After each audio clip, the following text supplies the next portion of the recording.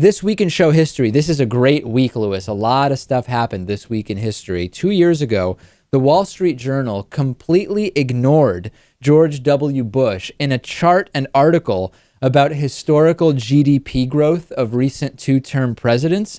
We wondered whether George W. Bush was just being erased from history altogether. And it seems now George W. Bush only comes up when very specific topics are being discussed. Otherwise, it's like he never happened. Right. So basically 9/11, the war in Afghanistan, the war in Iraq, torture and surveillance. Not very pretty much it. flattering topics for him. No, not at all. It's history is not looking favorably upon Bush. There are presidents that are not discussed because nothing that notable happened during their presidential terms.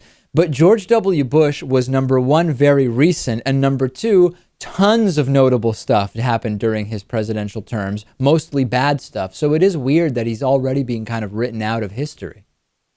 Yeah, he is. But I think that those certain things that we're talking about that happened during his presidency will always be talked about. They are monumental things. They're very important things.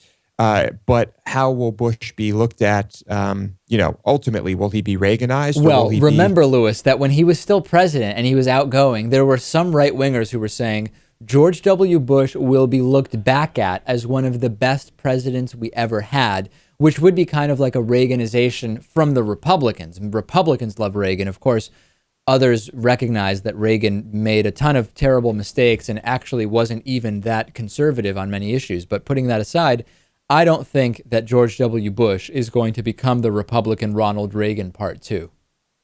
Yeah, I really doubt it. I mean, the numbers didn't look good for either president. Of course, Reagan still became a hero. But anytime these wars, torture, and surveillance come up, you'll have to talk about George W. Bush.